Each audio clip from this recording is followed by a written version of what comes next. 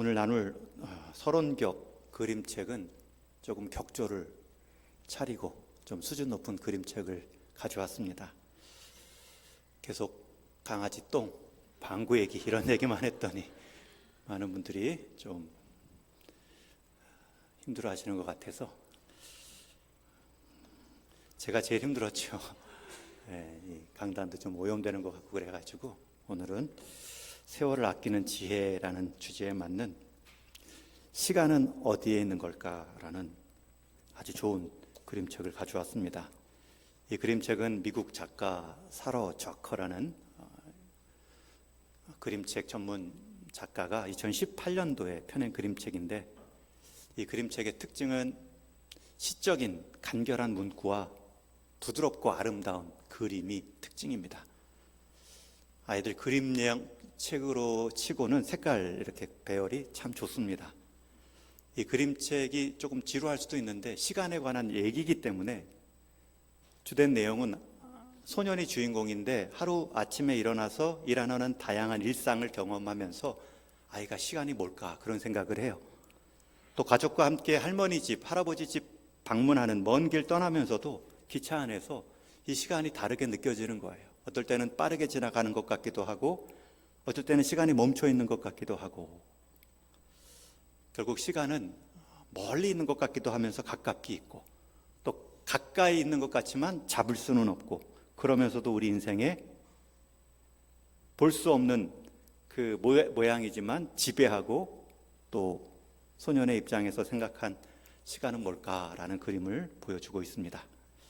그리고 맨 마지막 문장은 이 시간이라는 것은 상대적일 수가 있는데 영원한 것 같기도 하고 순간이기도 하고 또 흘러가는 것 같은데 보이지는 않고, 그런 아이의 입장에서 다차원적인 이 시간의 의미를 표현하는데, 이 아이가 내린 이 그림책 작가를 통해 내린 결론은, 그러니 오늘 지금 나와 함께한 사람들이 소중하다.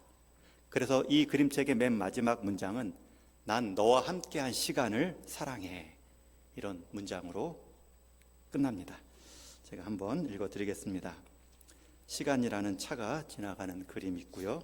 제목은 시간은 어디에 있는 걸까? 자세히 보면 보일 거야. 닿을 수도 있어. 아이가 계속 시간에 관한 생각을 하는 거예요. 아기 입장에서 어린이를 주목해 주세요. 모자라거나 넘치지 않아. 크지도 작지도 않아. 늦으면 특히 정확해져.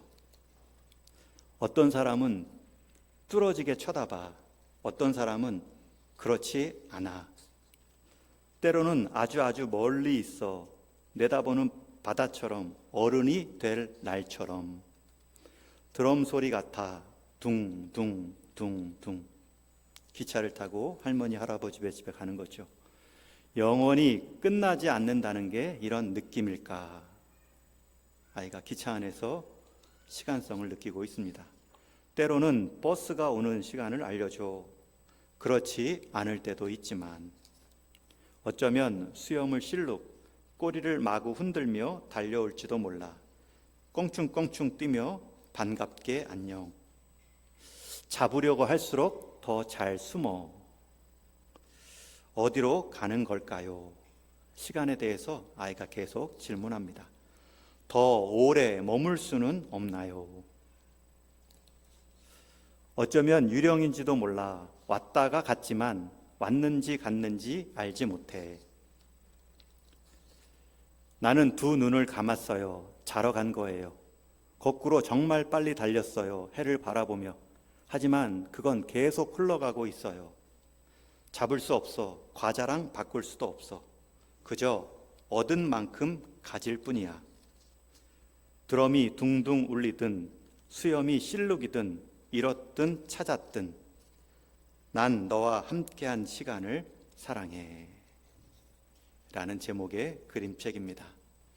오늘은 이 시간에 관한 성경적인 말씀을 짧게 나눌 거예요.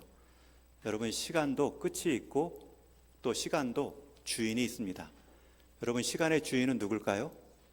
어떤 분은 내 인생이니까 내가 주인이다 라고 말할 수 있지만 성경은 분명히 말해요. 창세기 1장 1절이 뭐죠? 태초에 하나님이 천지를 창조하시니라. 여기서 태초라는 것이 시간적 개념이에요.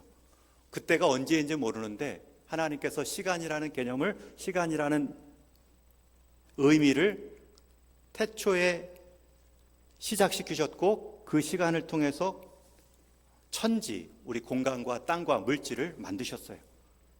그래서 여러분, 시간에 시작하신 분이 하나님이시고 그 시간 안에 물질을 만드신 분이 하나님이시기 때문에 시간의 주인은 하나님이에요. 그래서 그 시간 안에 우리가 잠깐 살아가는 거죠. 그러니 시간 안에 우리 인생을 두신 하나님의 뜻이 무엇일까? 시간의 역사 안에 내 인생을 여기에 두신 이유는 뭘까? 대한민국에 2020년, 30년을 살아가는 이때에 시간의 주인이신 하나님의 뜻은 나를 통해 무엇을 이루실까?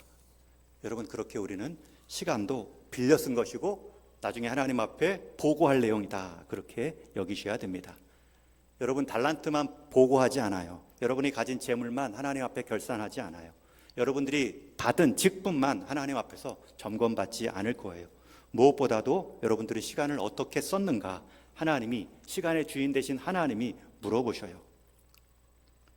그렇다면 우리가 어떻게 시간의 주인 되신 하나님 뜻에 맞게 잘 쓸 것인가, 그것에 대한 대답이 오늘 본문이에요.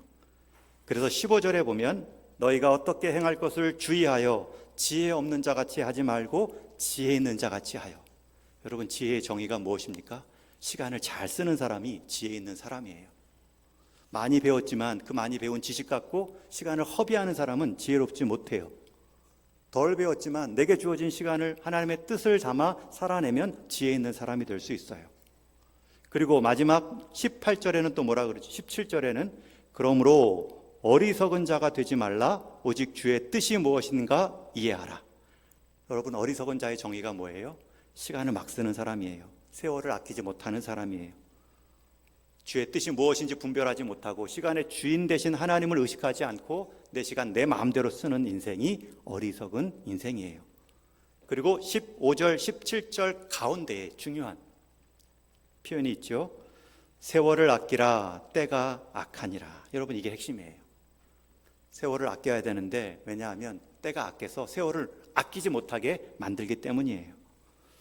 시간에 주이신 하나님의 뜻을 거스르게 하는 이 사단과 이 사단의 이 가치와 이 세상 여러 유혹들이 우리가 하나님의 뜻에 둔감하고 지혜롭지 못하게 세월을 그냥 막 살게 만든다는 거예요. 그러면 여러분, 여기서 세월을 아낀다는 말은 또 뭘까요? 여러분, 이 당시 2000년 전에 시계가 있었을까요? 없었을까요? 해시계, 물시계는 있었겠죠. 여러분, 그 옛날에도 우리 지금 종각이라는 게 종을 울려서 이 동대문 안에 모든 문을 여십시오 2번 치고, 또 저녁 해가 지면 닫으십시오 3번 치고, 그게 이 서울 한양도성 사람의 시계예요. 그런데 우리에게 손목시계가 2000년 전에 있었을까요? 없었어요. 옛날 2000년 전에 이 사도 바울이 에베소서 쓸 때 다이어리가 있었을까요? 달력이 있었을까요? 그래서 달력에 일정 꼼꼼히 쓰고 시간 약속 잘 지키고 1시간에 할 거 30분으로 줄이고 3가지 일 1시간에 4가지 하고, 이런 표현이 세월을 아끼는 내용일까요? 그런 의미가 아니에요.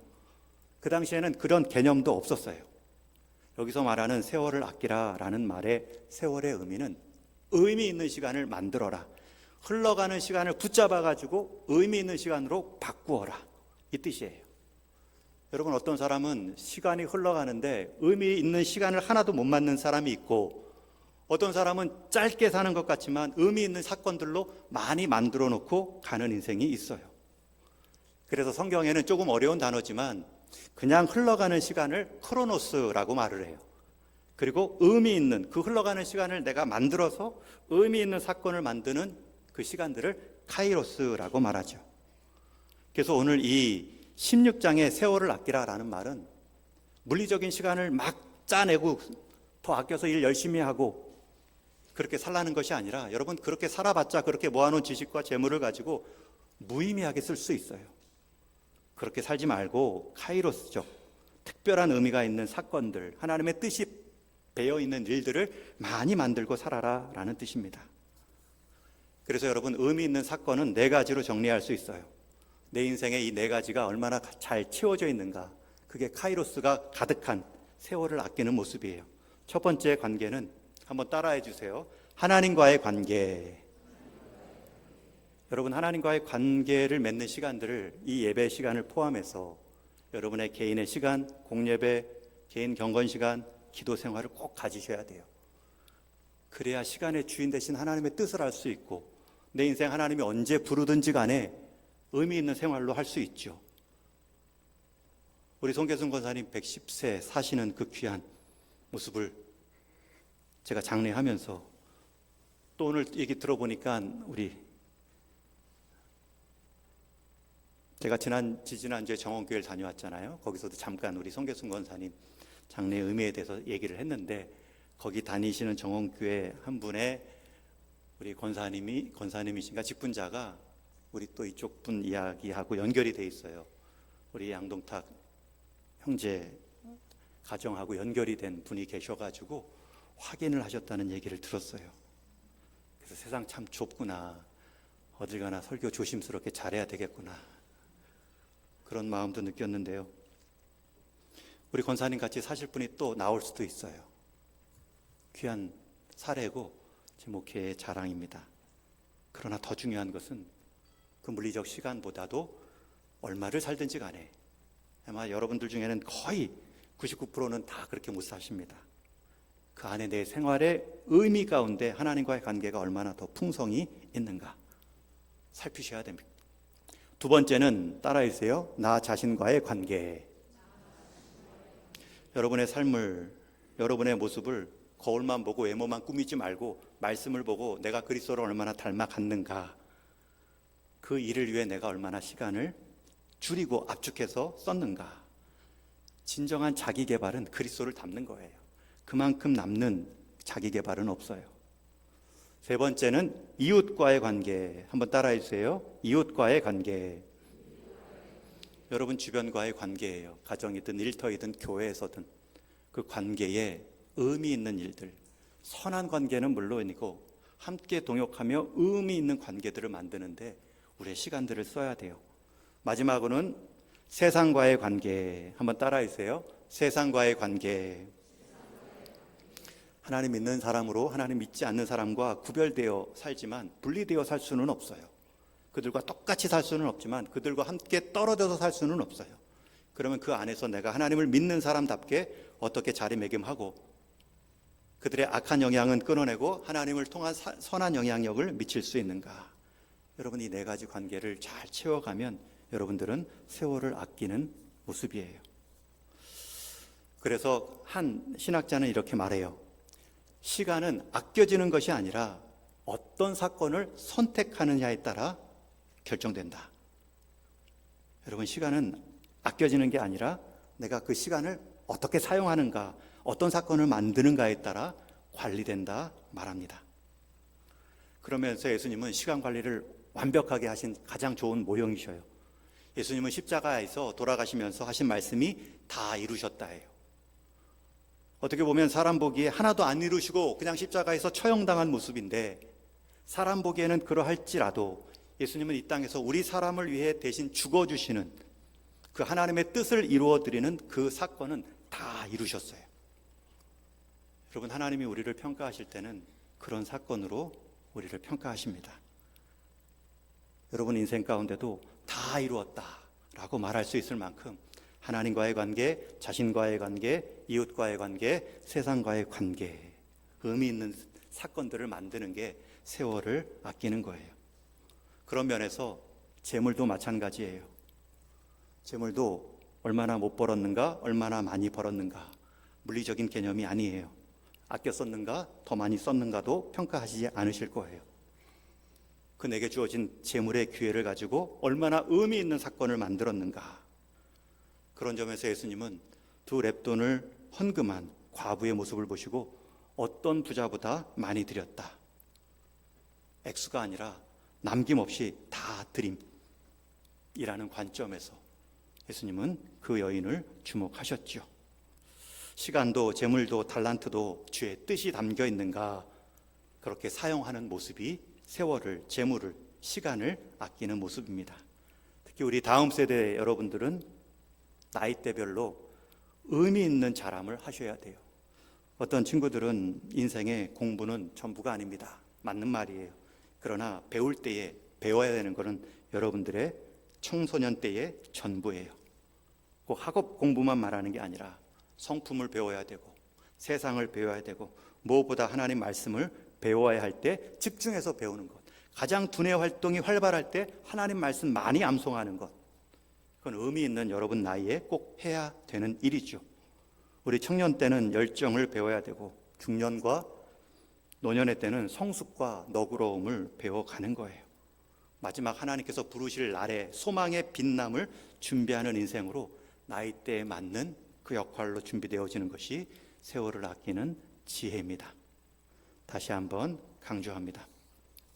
세월을 아끼는 지혜, 두 가지 뜻이 있어요. 물리적인 시간을 잘 사용해서 의미 있는 사건들로 만드는 거예요. 한 대사를 소개하고 말씀을 마칩니다. 목사님이 아주 좋아하는 영화 대사인데, 죽은 시인의 사회라는 영화의 그 주인공 키팅 선생님이 하는 말이에요. 죽은 시인의 사회라는 영화도 여러분 꼭 챙겨 한번 보세요. 그 시험에 입시에 찌들린 우리 청소년들 대상으로 그 문학을 전공하고 시를 전공한 선생님이 이렇게 말을 해요. 의술, 법률, 사업, 기술, 이 모두 고귀한 일이고 생을 유지하는 데 필요한 것이지만 시, 아름다움, 낭만, 사랑, 이것이야말로 우리가 살아가는 목적이다. 다시 한번 설명해 드리면 의술, 법률, 사업, 기술 고귀합니다. 그러나 이것은 생의 목적이 아니라 생을 유지하는 도구입니다. 이것들을 통하여서 우리가 누리고 나누고 세워가야 할 것은 아름다움, 낭만, 사랑, 우리 식으로 말하면 하나님의 은혜라고 말할 수 있죠. 물리적인 시간만 자랑하지 말고 물리적인 재물만 또 자랑하지 말고 그 시간과 재물을 내가 하나님 앞에 어떻게 의미 있게 사용하고 주의 뜻이 머물게 했는가, 청소년 때부터 어린 생명 때부터 잘 준비하고 우리 노년을 살아가는 어르신 끝 시간까지 그렇게 하나님의 뜻이 담겨 있는 지혜로운 인생, 세월을 아끼는 삶이 되기를 주님의 이름으로 축원합니다.